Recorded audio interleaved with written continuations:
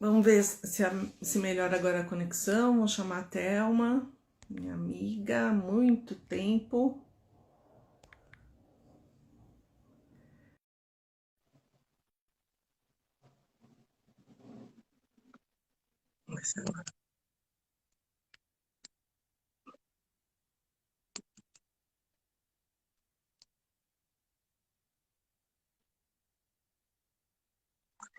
Se ela entra, doutora Thelma Pantano. Hoje vamos conversar com ela e com a doutora Ângela Matilde também, porque a doutora Ângela Matilde é a responsável pelo Brain Connection e a gente está chamando quem vai falar no Brain Connection, né? Tem conversado ultimamente com essas pessoas. Vamos ver se vem. Já chamei, vamos ver se uma das duas vem. Vamos ver, Ângela, já te chamei, já te mandei o convite, aceita aí. Tô vendo que você está aqui.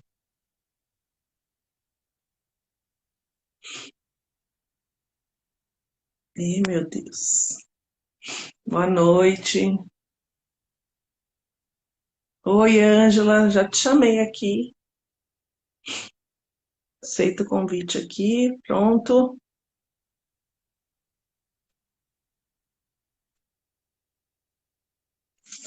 Agora vamos ver se a Thelma entra para conversar com ela. Tava ruim a ligação dela. Aqui em São Paulo tá muito frio. Não sei se isso interfere na internet, gente, mas tá muito frio. Hoje de manhã fez 7 graus. 7 graus não é para os fracos. E olha que eu sou do Rio Grande do Sul, sou de Porto Alegre e eu sinto frio. Então, é, imagina as pessoas que estão na rua, né? Ai, ai, nenhuma das duas está conseguindo aqui. Vou convidar de novo, doutora Ângela, estou mandando o convite de novo. Tá. Eu estou sentindo frio demais da conta.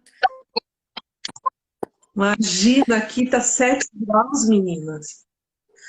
Ninguém merece. Nossa! Oi, Oi, Thelma, tudo bem? Thelminha! A Oi, Thelma tá Angela! Que frio é esse? Olha a Ângela encapotada! Que linda! Eu acho que eu nunca te vi assim, mulher. Tá frio meninas, tá... da conta. Até o Pedro Henrique está vestido hoje. Ah! aqui tá muito frio, né, gente? Eu Aqui no amo frio! Eu só acho uma droga ter que trabalhar no frio, entendeu? para dormir é bom. É Então, mesmo, eu é acho mesmo. isso. O único problema é ter que trabalhar, porque se pudesse ficar em casa com chocolate frito, chazinho, não via problema nenhum. Isso é bom, né? É. Ai, Thelma, quanto tempo, não? A gente se Muito. conhece há 30 anos, 20 anos, um monte de anos, né? Melhor não falar, mas é bastante tempo que a gente se conhece. Mas acho que a gente nunca fez uma live juntas, né, Kátia? Nunca. Então, para mim é um prazer. Essa é a primeira, então, né? Vamos Aí, inaugurar. Ângela, olha aí, Ângela. Só você para juntar a gente. Só vou conseguir isso. Thelma, É. eu quero que você se Tomara, apresente. tomara que em novembro não esteja com esse problema, né, de frio, né? Acho que não. Novembro não. Novembro a gente vai estar com o problema do calor. Novembro frito. Acha o pão de queijo fora do forno. Novembro vai estar mais quentinho. Se bem que com assim já esquenta rápido também, né? Não tem como ficar. Thelma, se Verdade. apresenta para quem não te conhece, porque acho que algumas pessoas aqui que me seguem talvez não te conheçam. Vamos lá. Meu nome é Thelma Pantano. Eu sou fonoaudióloga e psicopedagoga do Instituto de Psiquiatria do Hospital das Clínicas, da Faculdade de Medicina da USP. Eu sempre entrego a idade que eu tenho, 27 anos trabalhando lá dentro, né? Junto a crianças e adolescentes Muitos com anos. dificuldades muito comportamentais, sempre ajudando nessas questões de linguagem e aprendizagem, tá? Eu sou hoje professora colaboradora lá do Instituto e coordeno um hospital de infantil. E as classes hospitalares eu dou um suporte para que gente possa valorizar aí a aprendizagem e a regulação de comportamento dessas crianças e desses adolescentes. Ah, que legal. O som tá ruim, cara. Tá trancando, né? Tá falhando. É. Será que é só o meu? É só o meu, né? Eu vou tentar Eu tô tirar o achando. som. Peraí. Tenta. Às vezes tira melhor.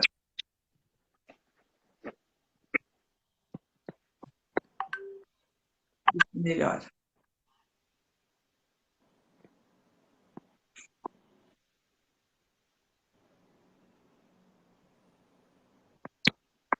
O que você acha? Testa. Ângela, eu conheço a Thelma há muitos anos mesmo, assim. Ela estava no começo da carreira quando a gente começou a trabalhar juntos, você acredita? Já faz Nossa, 27 anos. vocês hoje estão declarando que vocês duas são velhas?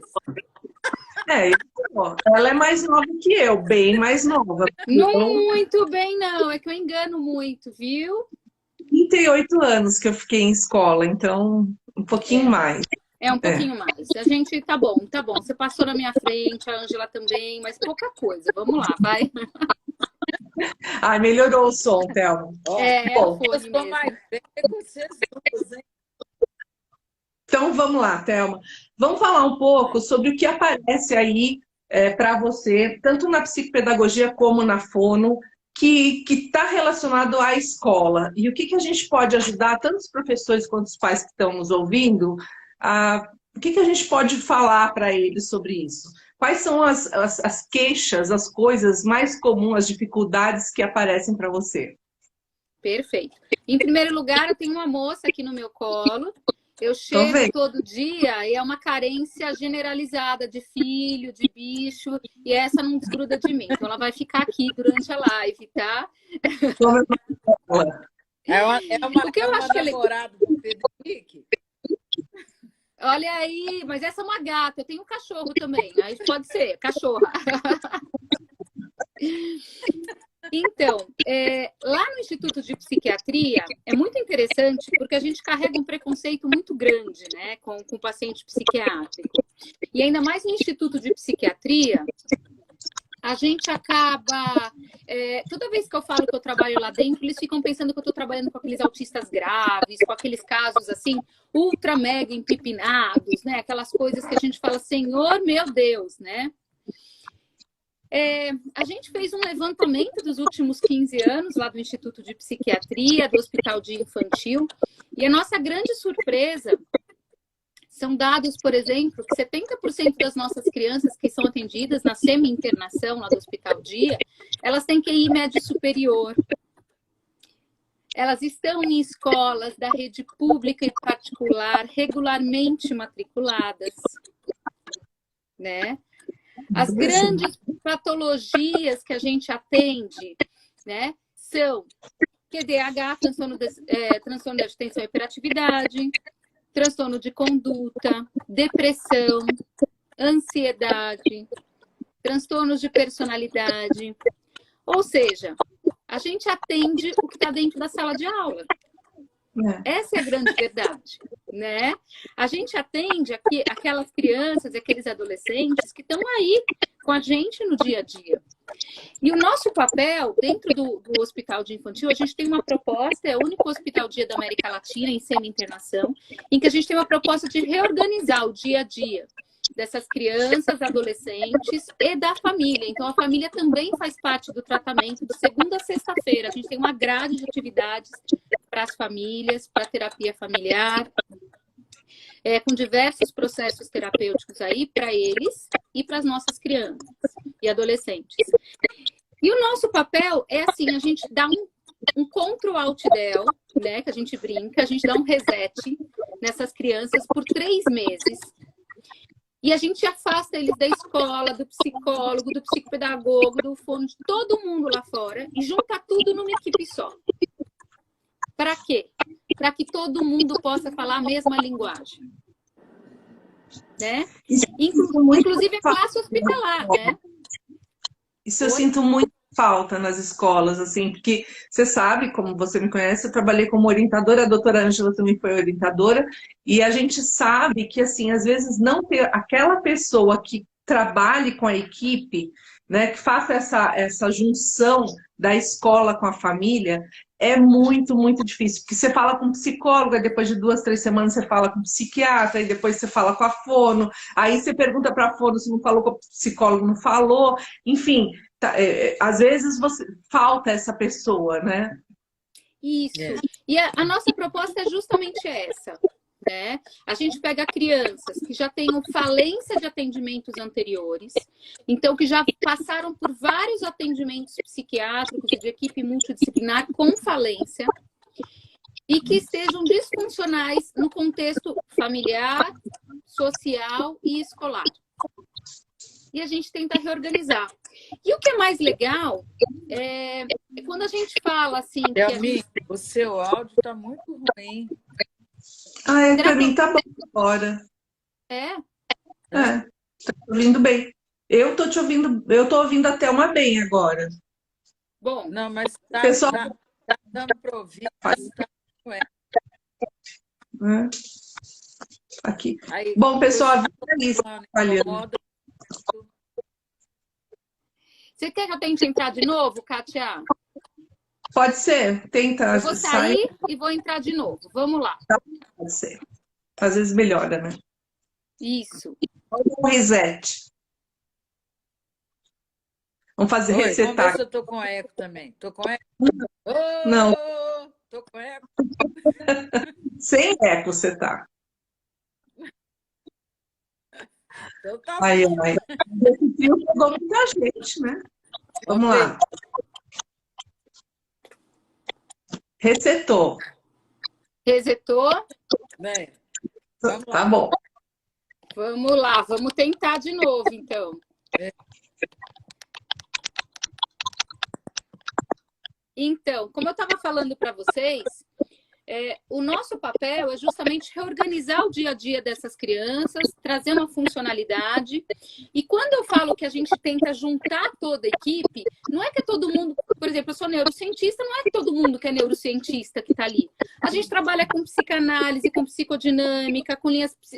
Tudo que você imagina dentro de um instituto de psiquiatria, a gente tem as pessoas das mais diversas linhas. A questão não é todo mundo estar na mesma linha, mas é todo mundo entender o paciente. A mãe faz psicoterapia, a gente poder entender a dinâmica familiar. Ixi, agora travou mesmo. Cultural. Agora foi? Foi. Pegou no... A gente poder entender essa dinâmica estrutural do paciente para que a gente possa dar o suporte. Esse é o nosso objetivo. Sim. E, assim, vocês trabalham com crianças tanto de escola pública quanto privadas. E elas procuram lá essa clínica para ficar durante o dia. E aí elas ficam longe da escola em regime de exceção, por exemplo. Isso, exatamente. Então, a gente fica, quando a gente fala do instituto, tanto público quanto privado, né? Preenchendo esses critérios e podendo ter alguém da família em conjunto, a gente deixa muito claro que não é só a criança que está em tratamento, mas a família também. A gente aceita esse caso, esse paciente. A gente já teve paciente, inclusive, de abrigo, de SAICAS, né?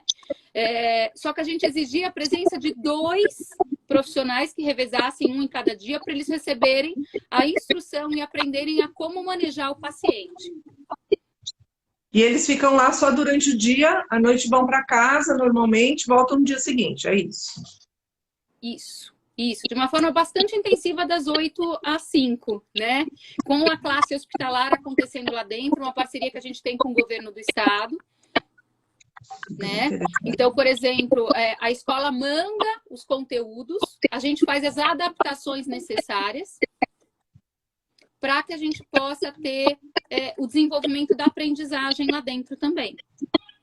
Bem legal, bem interessante mesmo, porque a gente vê não só assim que você criando uma estrutura e uma conversa, né, com todos os profissionais, isso facilita, mas você também intervindo na família facilita muito, porque o que a gente vê na escola é quando você tem essa participação da família, esse apoio familiar, as coisas funcionam muito mais, né?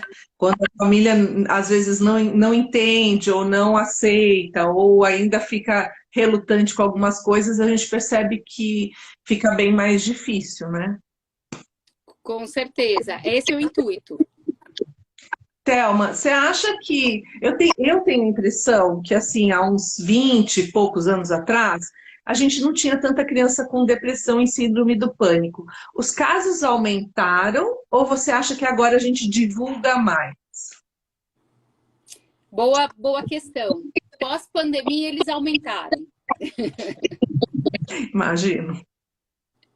Aumentaram tremendamente. Tá? Mas eu acho que não é, eu acho que é um fenômeno ambiental, que a gente tem um componente orgânico para isso. E a gente está passando por um período extremamente estressante, né? E quem é que controla e que organiza muito as crianças? São os familiares. E os familiares se deram conta de que também não conseguem se estruturar emocionalmente. Então, a escola, que era um porto seguro, fechou. Esse é o grande ponto. Eu percebia muito assim no começo da pandemia que eles queriam que a gente, a equipe gestora ali, a equipe de professores, orientadores, que a gente tivesse alguma resposta e a gente não tinha. E eu acho que isso deu tanta insegurança nessas crianças. Esse foi o ponto central, né? A gente não conseguiu dar segurança para o adulto não conseguiu dar segurança para a criança, quebrou. Né? Alguma coisa deu errado. A coisa deu ruim. Agora, a pandemia ela não trouxe doença nova. Ela escancarou as fragilidades que a gente já tinha e que a gente segurava muito. É verdade. Mesmo as dificuldades de aprendizagem, né, TDAH e outras, elas foram potencializadas aí, né? Não é que, nossa, inventaram a roda. Não. E mesmo as diferenças também da escola pública para a privada, né? Elas foram potencializadas, elas apareceram mais, né? Com certeza. Ó, tá todo mundo reclamando do áudio. Eu vou tentar sair e entrar de novo. Com outra conexão. Não vai melhorar. Não vai. Por que não vai, Ângela? É porque é questão da própria transmissão. 18 horas, tem muita gente junto. Pode ser. É o horário, né? Então não tem jeito. Você já saiu e entrou uma vez, não tem jeito, não. Gente, dá um tempo. Aumenta a flexibilidade, né? Para dar conta. Você tem outra conexão aí? Pelo computador não dá para entrar, né? Não. Não, é só pelo celular. Não, eu já desliguei a conexão Wi-Fi, já tô pela Vivo. Porque eu posso brincar a Vivo ou Wi-Fi. Entra. Deixa eu ver se aumenta. Daqui a pouco ela entra, vamos ver se... Porque às vezes as 3 pessoas também atrapalham. Vamos tentar nós duas e daqui a pouco ela entra com outra conexão. Eu acho que assim melhorou. Para mim tá, né? Para mim tem momentos que tá bom e tem momentos que tá muito ruim. Tá. E no consultório, isso coincide, Thelma, assim, de ser TDAH, depressão? É o que mais tem a procura, essas dificuldades? Olha, também, o consultório eu recebo muito desses casos, mas pós-pandemia, o boom do meu consultório foi com crianças na primeira infância para fazer diagnóstico diferencial de autismo. A gente tem crianças que ficaram 2 anos trancadas em casa e tiveram que aprender a falar sem olhar a boca. Eu vi muito problema de linguagem na educação infantil, né? Muito problema. Porque no fim o pai, né, o outro estimula a linguagem, né? E você sem, isso. Eu acho que esse ponto pegou muito, assim. A gente está falando de autismo, está falando de um isolamento social que impediu essas crianças, muitas vezes, de interagir, né? As famílias colocam muito a importância, o quanto que essas crianças ficaram ou sozinhas, ou na TV, ou no computador, com pouco contato social e que não estão querendo mudar esse perfil. Sim. Eles acham, por exemplo, que é autismo, mas a maioria é comprovada ou não? Quando eles te procuram. Então, a dúvida é essa. É autismo ou não é autismo? Né? Essa é a questão. E aí, esse é um acompanhamento. A gente começa um processo de estimulação intenso e vê o grau de resposta. E o estímulo, você acha que agora, a partir do momento que eles vão para a escola, isso também ajuda muito? Claro, claro. O retorno para a escola, isso ajuda. Thelma, para mim o seu som tá bom. Então depois, como vai ficar gravado, a gente coloca a gravação e as pessoas veem a gravação. Então vamos falar e eu acho que na gravação vai ficar ok. Né? Vamos Pode fazer ser assim. Agora... Eu vou deixar você um pouquinho com a Ângela e eu já volto. Tá bom? Vamos tentar uma última vez, que eu tô angustiada com isso. Eu tô vendo que ela só tá respondendo assim, sim, não. Sim, não, sim. E eu não sou assim, né? Eu tô problemático isso. Não, mas vai dar certo. Vamos lá, vocês vão ver. Mas que interessante, né, Ângela, as pessoas procurarem no consultório por uma suspeita de autismo, porque as crianças têm essa dificuldade na fala, né? E você vê que só a estimulação mesmo que eles vão dar e o trabalho que eles vão fazer vai depois dizer se é ou não é, ou se é só mesmo a falta de desenvolvimento da fala, né? Nós tivemos no decorrer da pandemia um ato reflexo. O que é isso? As pessoas tiveram que se posicionar em lugares que estavam ausentes, em vários, né? Em casa, no trabalho, consigo mesmo. Então, a saúde mental, emocional, física, ela foi muito chacoalhada nesse período. Tanto é que a gente tem aí, né, doenças, a síndrome da gaiola, né, que é popularmente falado, que é o medo de sair de casa, mas isso tudo é ansiedade. Então, é como a Thelminha falou, a questão não é novidade, a questão é que o tempo de reflexão levou a pessoa a se posicionar, suas faltas, suas dificuldades, e conhecer a sua família, porque esse negócio de acostumar é diferente de uma rotina saudável. Então, assim, eu vou para casa, é ato mecânico, né? Estou ali com meu marido. E a pandemia, ela retornou o ato mecânico e eu tive que relacionar com essas pessoas. Mas só que eu não as conhecia mais, né? Porque aquela coisa, fulano é assim, é o famoso jeitão, né? Só que esse jeitão é sintoma. Esse jeitão não é simplesmente o jeito dele. Deixa ele no quarto, porque é o jeito dele. Não, vai ver ele no quarto porque tem alguma coisa. Ele está gritando sobre alguma coisa. Isso que é o essencial. Aí, com as escolas fechadas, as famílias tiveram que vivenciar a questão educacional, né? E a aprendizagem dessa criança e do adolescente. Mas só que no primeiro momento, como a família também não conhecia a escola, né? Ela começou a cobrar do professor se apresentando. A professora fala mal, a professora isso, a professora aquilo, não sei o quê, mas a família não organizou um espaço para que esse aluno estivesse nesse ambiente. Porque, para que haja aprendizagem, precisa ter um mínimo de organização. Não dá para fazer dentro de pijama, né? O menino estava lá assistindo aula de pijama, com sono, cheio de lambança na cara, né? E toda hora saía e descobriu a câmera fechada, né? Que a câmera fechada é como se tivesse nebuloso, mas quando a gente fala de competências e habilidades, não existe câmera fechada. E aí os pais tiveram que confrontar com a questão do conteúdo não assistido, não alcançado. E se passou 2 anos de release, passou.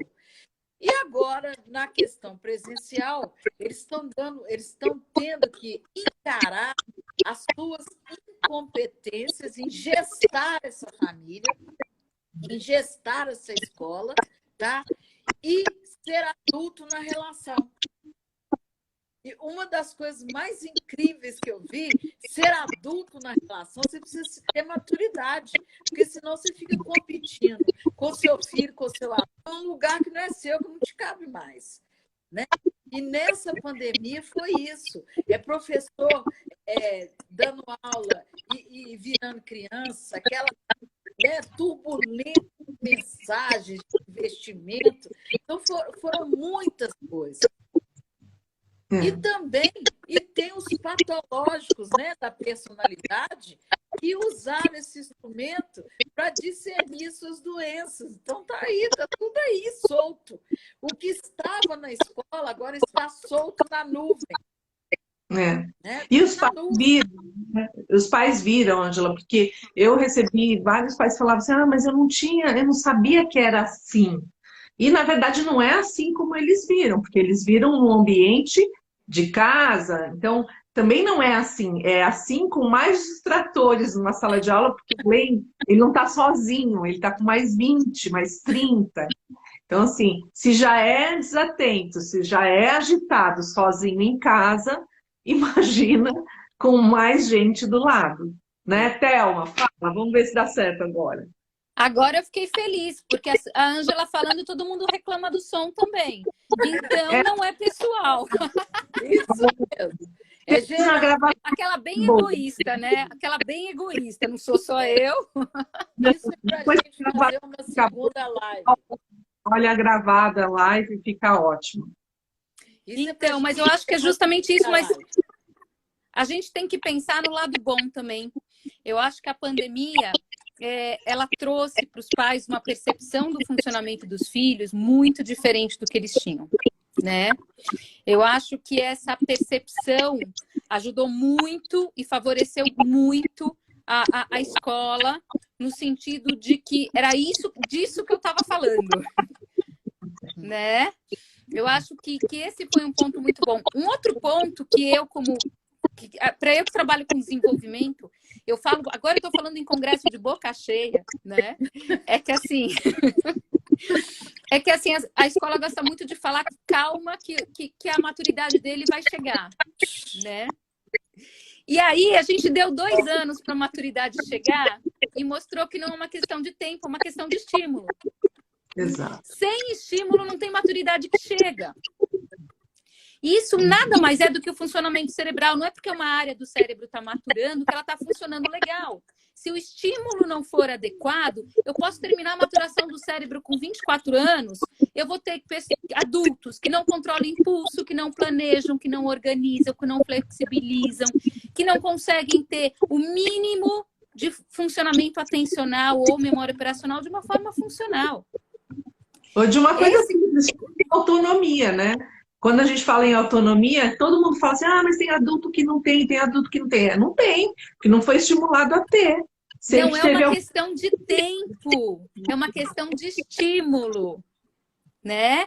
Então, assim, essa coisa da gente da escola falar, dá mais um tempinho para ele, dá mais um tempinho para quê? Você vai mudar seu estímulo? Você vai mudar a forma de estimular? Os pais dão os estímulos? Se não mudar, vai continuar tudo na mesma.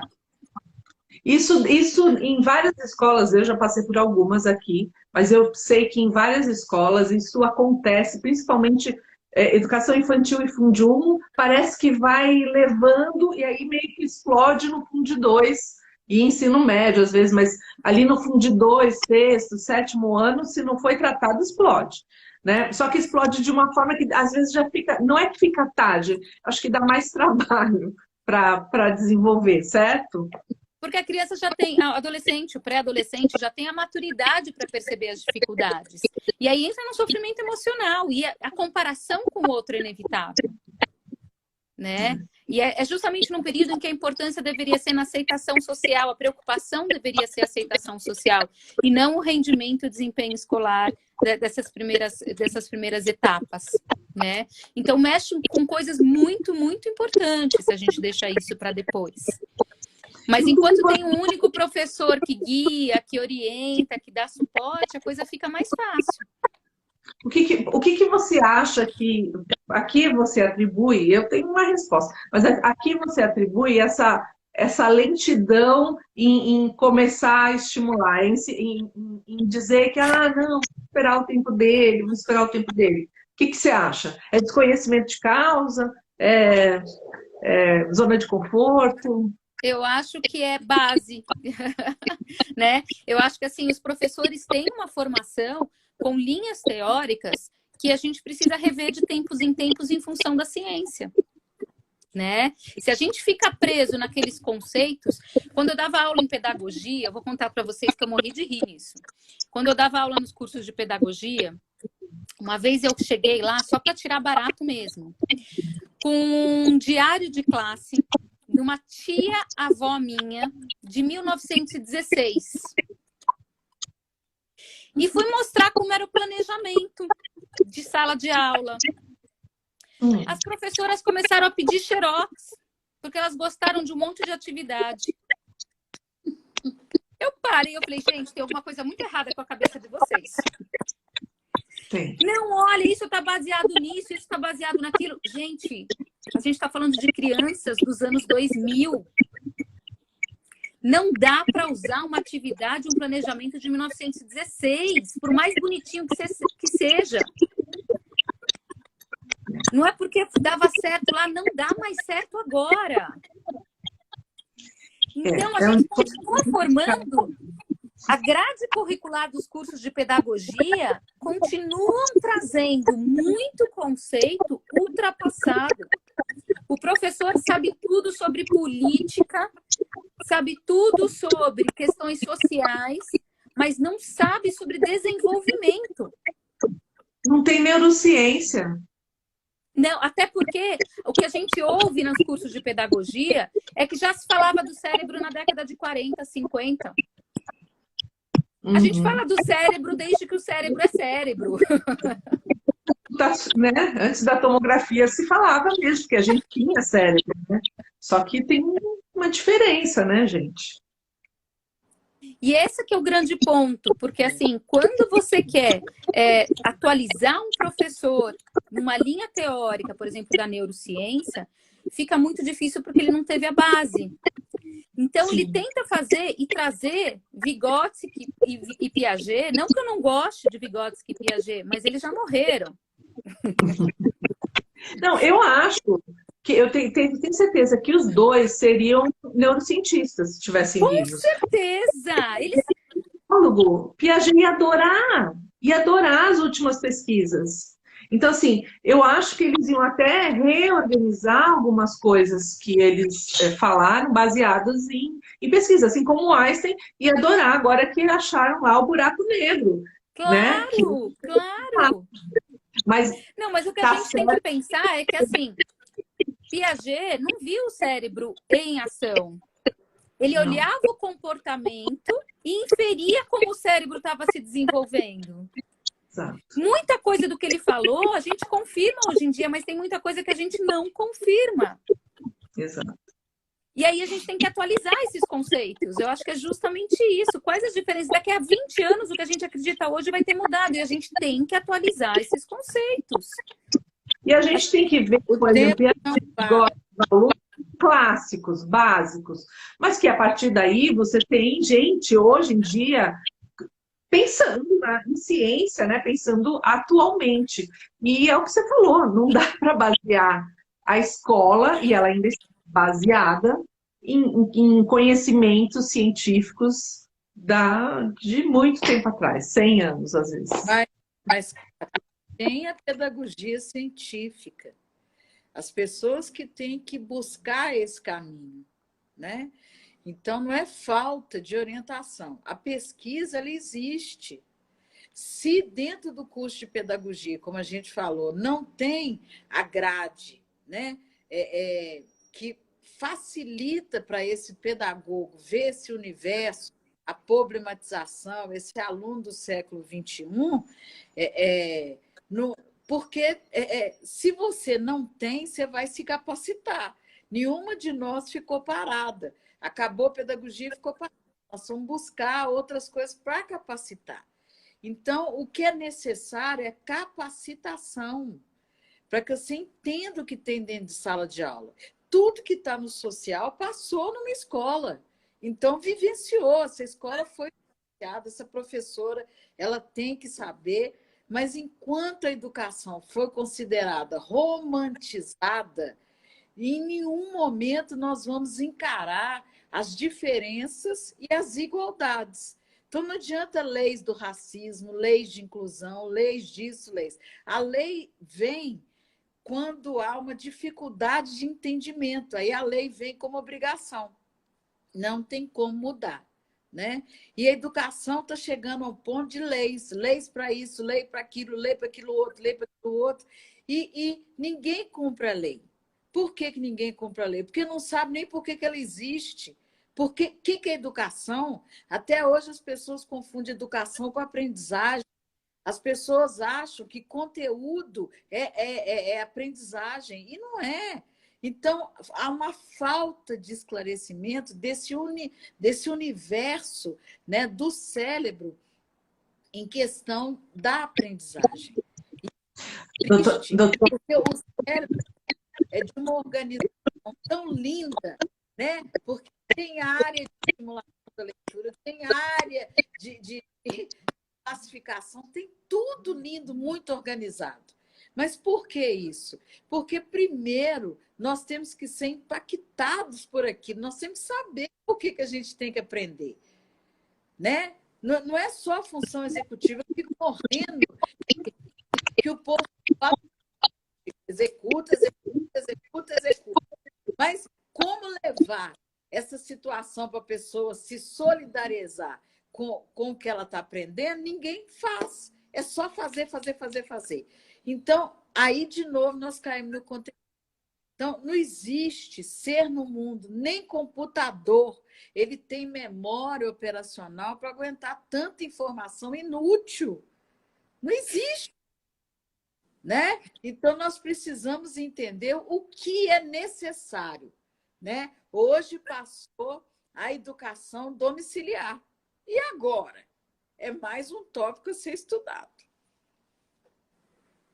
Agora, doutora, sabe, eu pinto, né? Esses quadros aqui eu que pintei. Eu pinto desde pequenininha, comecei com 9, 10 anos.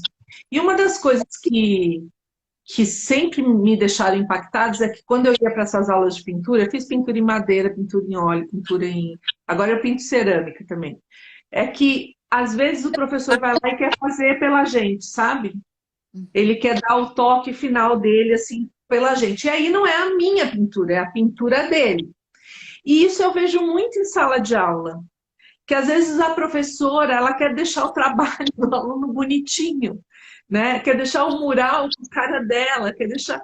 E não é o trabalho do aluno. E às vezes eu fico pensando, quem está passando por essa sala de aula? Né? Quem é que está fazendo? É o presente de Dia das Mães.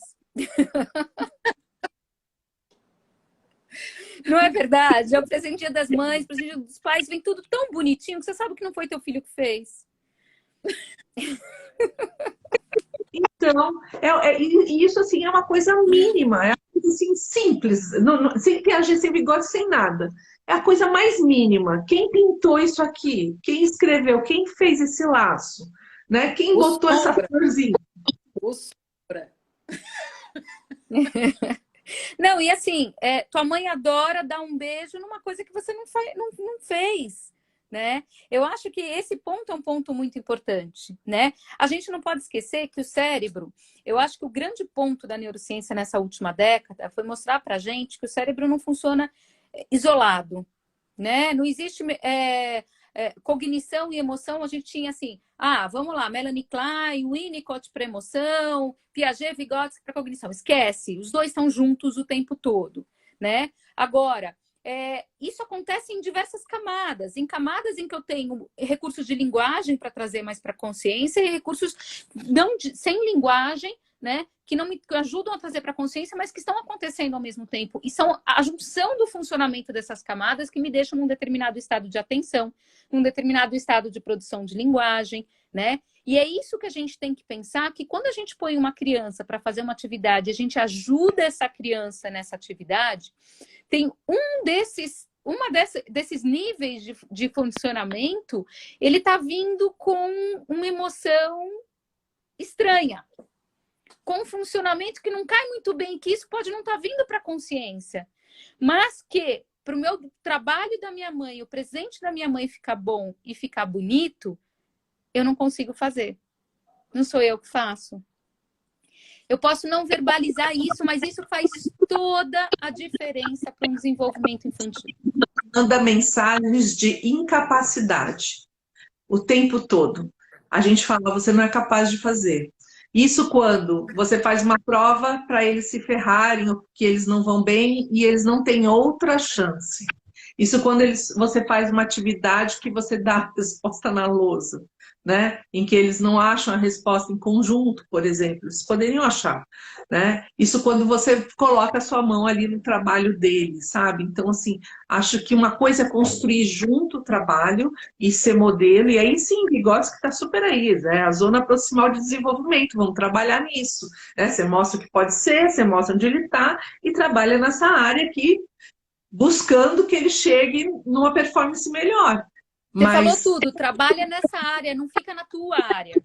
Exato. Não traga o aluno para a sua área, mostre para ele que com suporte até onde ele vai. Só, e mantenha ele nesse funcionamento. Não é o seu funcionamento que tem que prevalecer. Eu acho que a gente vê muito isso, né? Eu acho que é uma coisa bilateral. A gente está falando do professor, mas o aluno também. O aluno responsabiliza o professor pelo que ele aprende e pelo que ele não aprende. Por quê? Porque desde muito pequeno a gente ainda dá para a criança o conceito de que ela vai aprender por causa do outro. Ela vai aprender pelo outro. Ela vai aprender em um outro espaço. Ou seja, para que eu aprenda, eu preciso do outro. Essa é a mensagem, né? E aí a gente fala, não, mas tem tanto aprendizado informal. O aprendizado informal é formal, desde que ele verbalize, desde que ele traga para a consciência, ele se torna formal. Essa diferença, essa distinção não existe. Então, a gente precisa começar a pensar um pouco nessas memórias que estão acontecendo em níveis sem acesso verbal, mas que estão acontecendo ao mesmo tempo dentro do contexto educacional. O quanto que a gente põe de mensagem, a gente sempre fala, né? É aquela velha metáfora do iceberg, né? O que a gente traz para a consciência é 10% de tudo que está ali, né? De tudo que acontece. E o professor continua se preocupando com 10%. Esses 90% são a chave dele se manter interessado e contínuo num processo de aprender. E a gente tem que ter muito cuidado com isso desde pequeno. Da intencionalidade. Porque você pode fazer a mesma atividade, mas ela vai ser totalmente diferente quando você sabe qual é a sua intenção, qual é o seu objetivo com aquilo. Você muda. Você muda tudo. Esse é o grande ponto, né? É a gente poder entender o quanto que a gente é responsável por esse funcionamento do cérebro. Não é pelo que eu ensino, mas é o que está acontecendo nas outras camadas. Aquele menininho que está quieto, prestando atenção na tua aula, né? E sem uma interação, será que ele está registrando a matéria? Será que ele está registrando o conteúdo? Isso é o que menos importa. Como está sendo o processamento dele naquele momento é que é a minha preocupação, né? Então, assim, aprender quieto é um inferno. Não sei vocês, mas eu que tenho um traço bem agitadinho aí de funcionamento, né? Toda vez que eu vou assistir a aula, eu tenho um kit bala chiclete do lado, porque eu preciso ficar acordada. Eu escrevo o tempo todo, nunca mais eu vou ler o que eu escrevo, mas eu preciso me manter atenta com atos motores, né? Eu preciso ficar acordada para prestar atenção para as coisas fazerem sentido. E E aí a gente pega a criança que ainda não está numa fase de escrita, põe ela sentada para prestar atenção só no auditivo, ou no auditivo com imagens. Ela precisa ter um motor, ela ainda não tem escrita aqui que a gente vai colocar aí. Depois que ela tem o motor, ela ainda não tem velocidade para se manter atenta com aquilo. E a preocupação é o início desse processo de escrita. Então, esse motor ainda, essa escrita ainda não pode ser usada para mantê-la acordada. O que a gente põe aí para mantê-la ativa? Né? A gente pode voltar a dar recado. É uma possibilidade. Mas o que é? O que a gente está desenvolvendo? É que eu conheço, eu acho que essa coisa do automonitoramento falta na pré-escola, falta nos primeiros anos. Essa autoconsciência, automonitoramento do processo que eu estou passando. A gente parar de achar que é um processo inconsciente. Não é. Tem que ser consciente, eu tenho que saber o que eu aprendi, o que eu fiz, como que eu fiz. Foi difícil prestar atenção, foi difícil guardar. Eu tenho que saber falar essas coisas. A tal da metacognição, né? Você saber como você aprende, como é que funciona esse aprendizado e ter as questões mesmo. Por que foi difícil, por que foi fácil, por que da outra vez eu consegui, dessa vez eu não consigo. E assim, eu questiono muitas coisas da escola e fica meio irônico depois de 38 anos nela, né? Mas como você me conhece, você sabe que eu sempre questionei. Então assim, a avaliação como rótulo, como fim e não meio, meio até de reorganizar a rota, né? O próprio professor que sai de lá assim, super orgulhoso da aula que deu, mas não se preocupa se a criança aprendeu, né? Os pais que acham que só o professor é responsável pela aprendizagem, né? Enfim, são tantas relações ali que estão truncadas que às vezes eu acho que essa nossa caminhada diária tem tanta coisa para fazer, sabe? Tanta coisa para esclarecer que dá até um certo cansaço. E muito da minha preocupação, Kátia, Ângela, ela vem uma coisa da gente... interessante. Você falou da auto, né? Mas a gente tem que trabalhar também essa questão da autonomia, da independência, porque é esse olhar desse professor. Porque a parceria da escola com a família não é da interação e da partilha, é da produção visível, né? Então, olha que lindo que seus filhos estão fazendo. Olha que post, olha que maravilha, olha que isso. Então, isso é bom. Então, está preso na produção. O que você produziu. Só que o que você produziu não foi produzido por si, foi produzido pelo outro. Então, eu faço desenho menino colore, aí eu posto lá, seu filho colorindo. Aí eu fico alegre, meu filho está colorindo. Mas o que é isso? Se ele fosse fazer, seria diferente. Então, todas as mães têm a sua identidade. Aí os meninos todos vão fazer o mesmo desenho para a mãe, como se eu fosse a mesma mãe que a outra, que a outra, que a outra.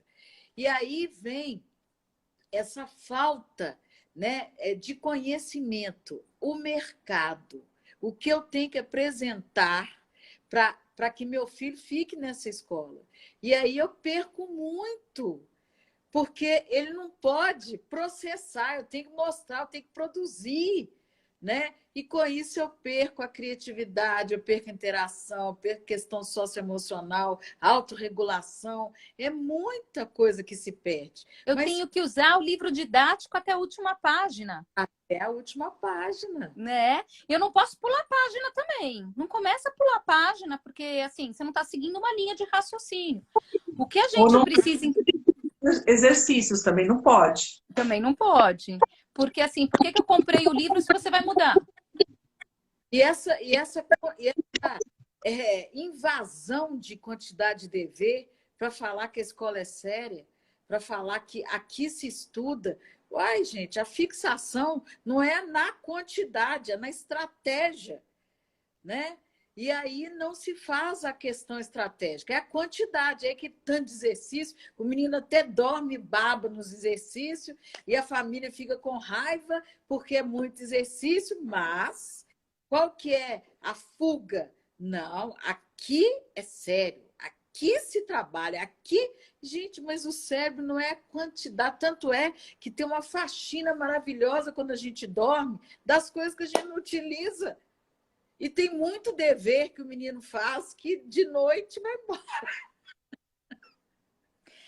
Às vezes nem chega a noite, viu, Ângela? Às vezes vai embora na hora. Fica ali na memória da situação e ó, tum. Não precisa nem esperar a noite, né, Kátia?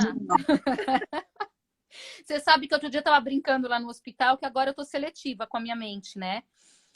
Se eu não gostei da minha realidade, eu vou armazenar outra, entendeu? Eu estou modificando a minha realidade porque eu só vou armazenar o que eu quero armazenar, certo? O mundo é meu, o cérebro é meu, a realidade é minha e não vem fazer coisa ruim para mim porque eu não vou guardar, entendeu? Agora eu tô completamente com transtorno de conduta desafiador opositor frente ao mundo, tá? Eu guardo o que eu quero guardar e se você me provocar uma memória ruim, eu vou transformar numa memória boa e vou guardar uma memória boa. Essa é a minha escolha. É um modo de vida interessante. Eu acho que isso aí, se for um vírus, gostaria de pegar, porque eu acho que é por aí. Mas você sabe que eu falo muito, Kátia, que assim, a gente tem que tomar cuidado com as memórias que a gente cria. Porque as funções executivas, eu acho que elas são a grande responsável da gente falar que a gente usava pouco do nosso cérebro. Por quê? Porque eu posso usar pouco do meu cérebro. Eu posso usar pouco, como eu posso usar muito. Isso depende da funcionalidade que eu vou dar para as funções executivas. Não é uma questão diária, é uma questão de funcionalidade. Eu posso viver repetindo memórias. Sabe quando a gente está a gente ouve aquela pessoa falando assim, ai, aquele menino é tão mal educado, ele fala palavrão, ele xinga. Ai, também você já viu a mãe dele? Você já viu o pai dele? Eu falo que a gente está funcionando, você está considerando que aquele menino está funcionando no nível basal de funcionamento das funções executivas. Que é um nível que muita gente funciona assim a vida toda. Eu estou simplesmente reproduzindo modelos. Então eu vou viver e vou ser como os meus pais mesmo. Ainda somos os mesmos e vivemos como os nossos pais. Por quê? Porque eu vou viver reproduzindo memórias. A Freud agora, aí. Recordar. Exatamente. O homem é resultado do ambiente. Perfeito! Tem muita gente que é resultado do ambiente mesmo. Mas, se você começa a perceber que você não tem uma única memória para uma única coisa, e que você pode fazer escolhas em cima dessas memórias, você começa a trabalhar num outro nível de função executiva. Que é aquele nível que você percebe que o teu pai te deu umas memórias, tua mãe te deu outras, tua professora te deu outras, tua tia te deu outras. Como que você vai querer funcionar? Uma escolha tua. E aí você pode funcionar não só com aquelas memórias, mas com outras memórias também. E você pode chegar num nível em que você constrói as suas memórias. Como você vai funcionar depende de como você vai se estimular e como você vai ser estimulado pelo ambiente. Se você escolhe ser um professor que vai reproduzir conteúdo, teu cérebro está achando que você está super bem assim. Qual é o ideal do cérebro? Qual é a grande vontade do cérebro? É funcionar sem esforço. É funcionar. O corpo da gente quer funcionar gastando pouca energia. Fala assim, ó, Thelma, vamos agora correr? Não, não vou correr, eu vou dormir. Certo? A gente quer gastar pouca energia. Agora, funcionar nesses outros estágios depende de treinar, depende de estimular, depende de funcionar, depende de eu me colocar como sujeito da ação, depende de eu entender que não é o professor que me deu aquela nota foi resultado do que eu escrevi, mesmo que eu saiba mais na minha cabeça, se aquilo não apareceu no papel, o professor não tinha como saber, e eu posso virar e sentar do lado dele e tentar mudar essa realidade. Quando a gente começa a virar essas chavinhas no aluno, primeiro o professor tem que virar nele. Mas quando a gente começa a virar, a gente começa a funcionar em níveis muito distintos. E essa mudança é que faz com que a gente não seja os mesmos e a gente não viva como os nossos pais. Numa sociedade repressora, a tendência é justamente essa. Freud, né? Quando a gente pega o Winnicott, eles viviam numa sociedade que ninguém podia mudar nada. A gente vive num momento diferente e está escolhendo não mudar. Então, alguém fez uma pergunta aqui, Thelma, que eu acho que você pode engatar a resposta agora com esse gancho. Alguém falou assim, o sistema funciona assim, e os professores têm que se adequar. E aqueles que ousam tentar mudar o sistema, nem sempre ficam no sistema. Eu acho que esse é um ponto importantíssimo, né? A gente vive num sistema, sim, tá? Mas antes de viver num sistema, o sistema é construído pelo meu cérebro. Eu não estou falando para vocês chegarem lá falando assim, não vou funcionar desse jeito. Eu quero que a gente entenda as escolhas que a gente faz. Né? Ah, eu preciso muito desse emprego. Ok, mas como eu trabalho nesse emprego? Como eu construo conteúdo, como eu construo realidade com uma criança? Se eu penso que eu tenho que seguir as regras e tenho que seguir aquelas normas para funcionar de um determinado jeito, todos nós seguimos regras, nem que sejam regras internas da minha condição de vida. Até ninguém precisa falar não mate, não bata. Por quê? Porque são conceitos meus, não são conceitos que alguém me ensinou externamente. Eu sempre brinco, Kátia, e eu sempre falo assim, a gente pode bater em pai e mãe? Todo mundo arregala um olho e fala, não. Eu falo, por que não pode? Não, porque é feio. Não. Eu tenho criança no hospital que bate. E aí, o que você vai fazer com ele? Você vai bater nele? Você vai trancar? Você vai pôr de castigo? A questão não é se pode ou não pode. É o que a Ângela falou. A regra entra quando você não tem um autocontrole, quando você não tem memórias que te ajudem a agir de uma determinada forma. Você entra com uma lei social. Isso não muda na escola. As regras que existem na escola são regras que procuram mexer não só com a estrutura social, mas dar um controle social, como dar algum certo controle de estrutura pedagógica. Agora, qual é a flexibilidade que você tem nessas regras? Se você pegar a regra a ferro e fogo, a gente vai ter que tomar muito cuidado com a regra que você segue. Olho por olho, dente por dente. Qual é a regra que você segue? Então, a gente tem que começar a entender que a regra está aí para te mostrar um caminho. Mas esse caminho pode ser acessado por muitas vias. O cérebro mostra para a gente a todo momento isso. Eu tenho muitas vias para se chegar seguindo a mesma trilha. Até porque se não fosse essa quebra, não da regra, mas da coisa fechada, a flexibilidade cognitiva não ia funcionar, né, gente? Então, assim, o adulto sabe ali, na teoria, você tem ali as provas, o trimestre, avaliação, boletim, a recuperação, tem todo um ano. Mas como você pode intervir com cada aluno, é uma questão de escolha. Né? Então, se você pode retomar com aquele aluno, se você pode fazer com que ele tenha uma avaliação complementar, se você pode sentar com ele depois e fazer uma avaliação mais personalizada, ou uma conversa, ou uma orientação de estudo, isso é uma escolha. Né? E a gente sabe que quanto mais que uma escolha, isso é conhecimento da história do jeito. Conhecimento, né? E faz todo não pode ser achismo. Eu tenho que conhecer. Para que haja aprendizagem, preciso de conhecer o sujeito, eu preciso de conhecer o universo, eu preciso conhecer o ambiente, né? Porque senão eu fico manco ou manca nesse espaço. Se eu coloco todo mundo por um prisma só, o que acontece? Eu vou fazer uma provocação. Quem for professor aqui vai aplicar a próxima provinha que aplicar com os alunos, vai corrigir com cada aluno que fez a prova do lado. Só isso. Pega a prova, senta com seu aluno e fala assim, olha, eu perguntei tal coisa, o que você respondeu? Lê para mim. O que você quer dizer com isso? Eu perguntei aquilo, você respondeu o quê? Começa a conversar com ele, o que ele pensava, o que passou na sua cabeça e brinca com ele. O que você passou na sua cabeça? Vamos lá, diz para mim. E aí me conta na prova seguinte como foi o rendimento dele. Só isso. Deixa de entregar uma... Eu não tenho nada contra a prova.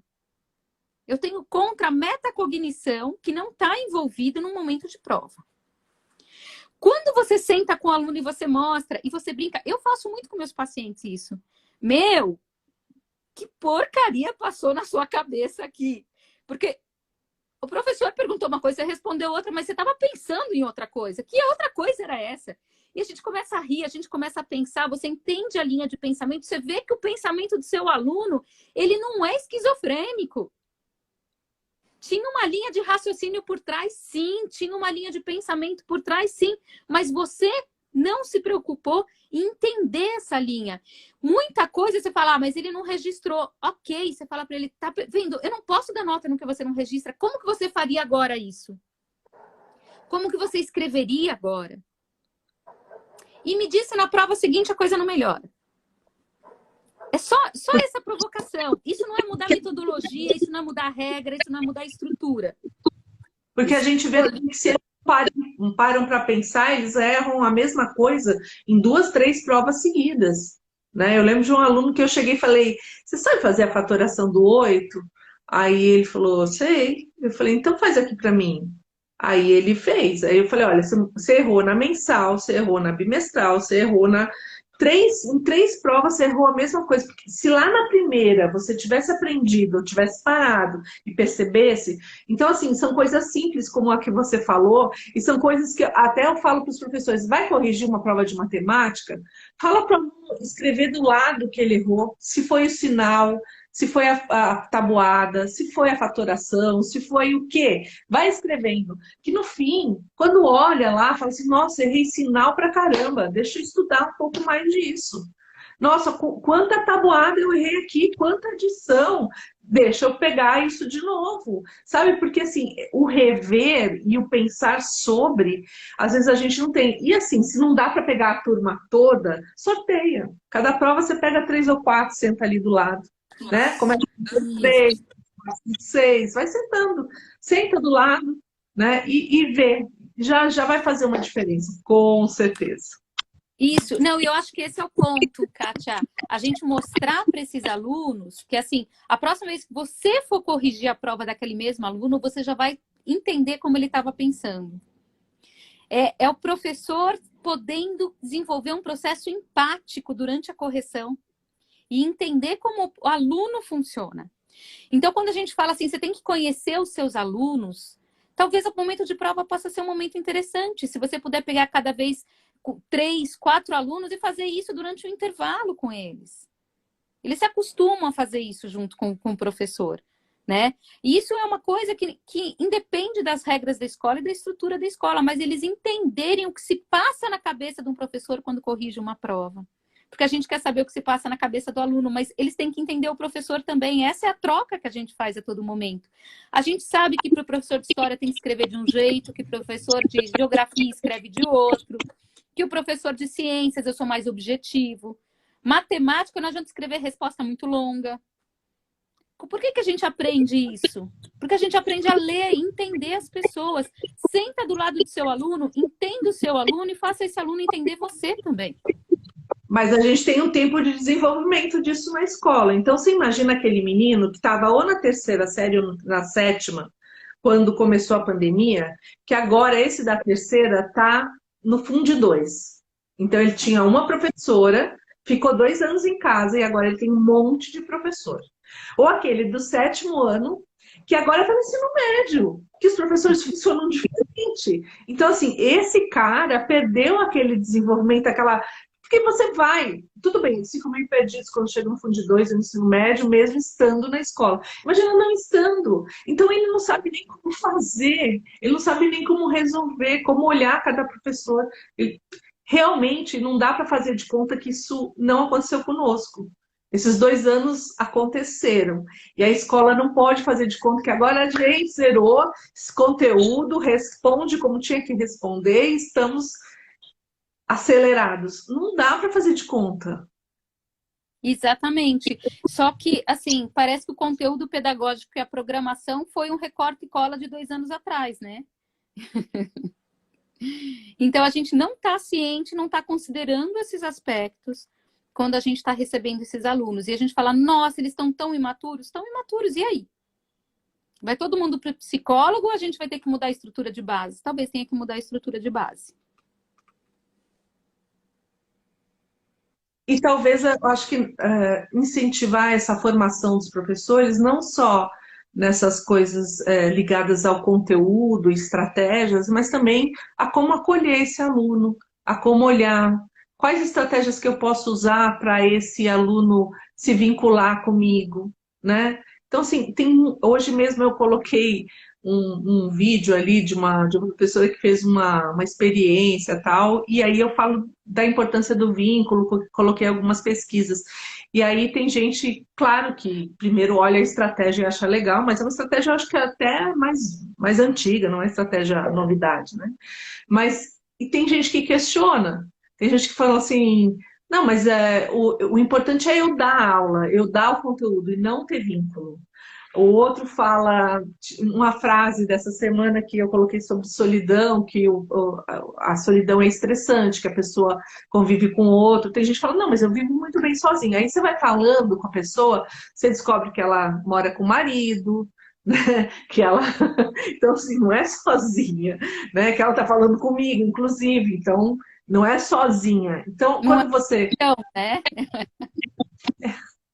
é difícil as pessoas perceberem que opinião é diferente de ciência e que o que a gente acha bonitinho não é o que tem que estar na escola, é ciência, né? A gente tem que estudar, a gente tem que ver pesquisa, a gente tem que ir atrás. E se a gente não tiver atrás disso, a gente vai ficar defasado e talvez a gente copie uma atividade de 1917. Isso. E esse é o ponto, Kátia.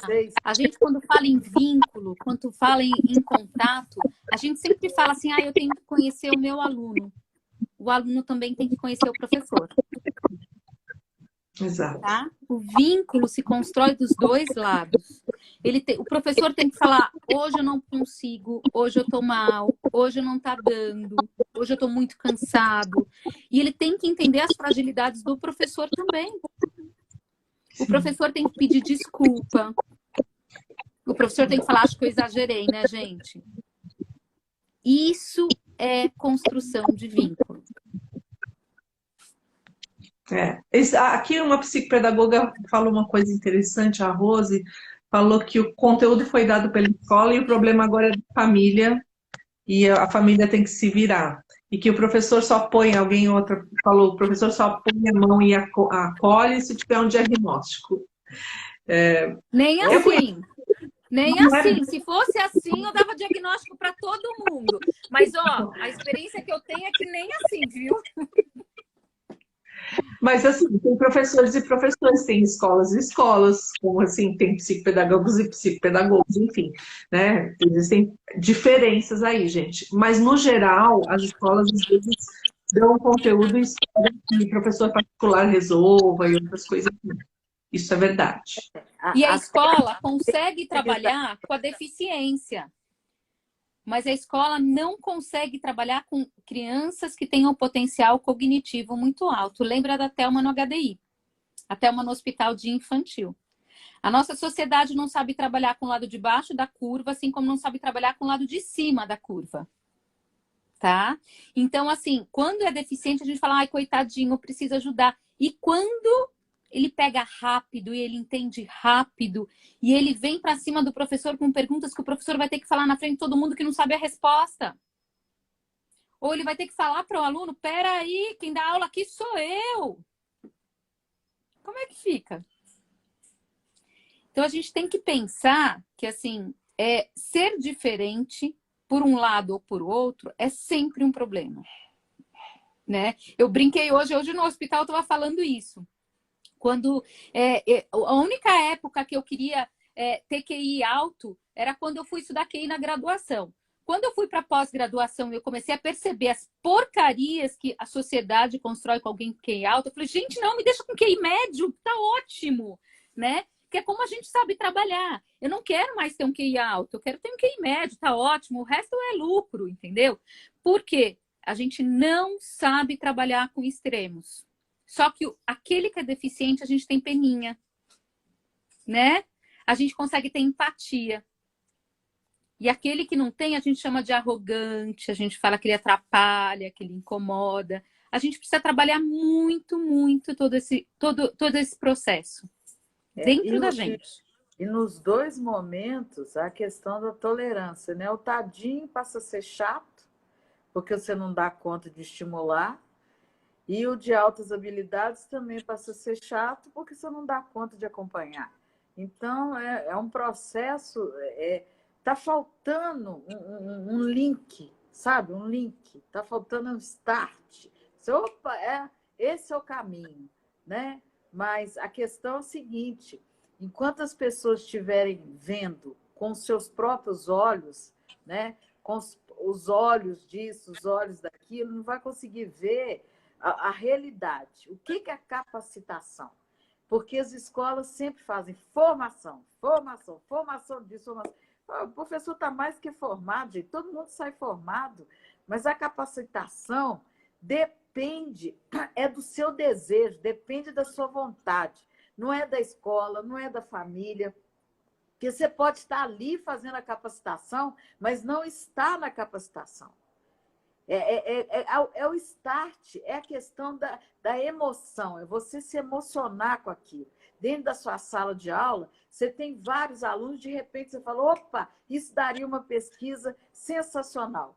Mas o que é pesquisa? Pesquisa é conhecer o outro, né? É levantar várias questões, várias variáveis, para que você chegue a um denominador comum. Você tem um objetivo.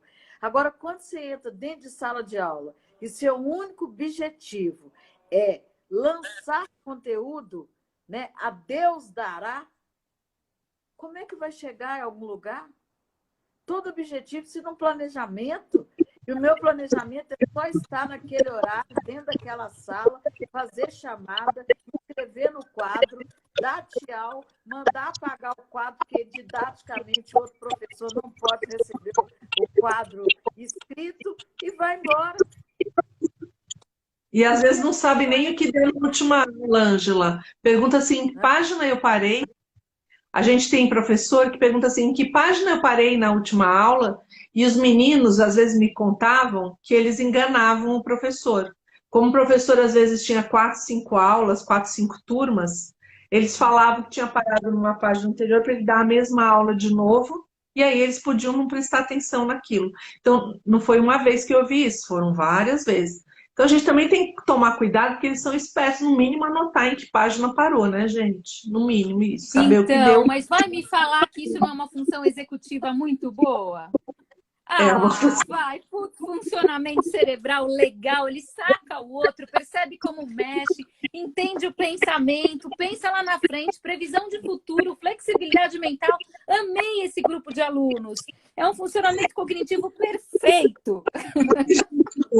Thelma, vários me contaram isso, que faziam assim, porque realmente a pessoa não sabe, faz de novo.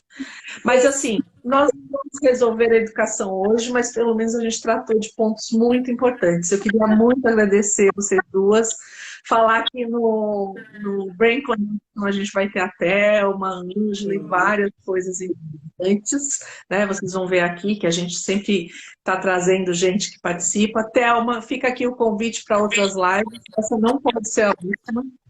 Pode contar comigo. Está sempre aqui. Eu queria agradecer vocês duas. Vocês querem dar um recado final aí para o pessoal? Fica salva a live, vai ficar na time aqui de todo mundo.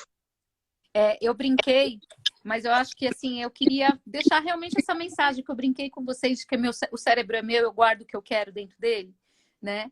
E eu acho que essa é a grande realidade do cérebro, né? Eu brinquei com vocês, mas assim, que eu estou distorcendo a minha realidade, né? Eu falo que depois que eu passei dos 40, isso virou uma constante cada vez maior, e ano a ano isso daí está aumentando numa progressão geométrica. Eu guardo o que eu quero, eu escolho como eu vou funcionar. Você está nervoso, o problema é teu, né? Lide com isso. Essa maturidade da gente entender que o cérebro, como o nosso cérebro funciona, é resultado das nossas escolhas e da nossa forma de pensar, é para a gente libertador. Eu posso estar num ambiente cheio de regras, cheio de estrutura, mas eu posso estar com o pensamento super aberto. Então, assim, o fato da escola ter regras, da estrutura ter regras, a gente tem regras internas de funcionamento. O que a gente não pode é colocar isso como um empecilho para a gente funcionar. Tá? Então, assim, isso que a Ângela fala, da gente procurar capacitação, da gente procurar... É justamente isso. O nosso cérebro não pode estar confortável. Se a coisa tá fácil, tá tranquila, tá levando, tá errada.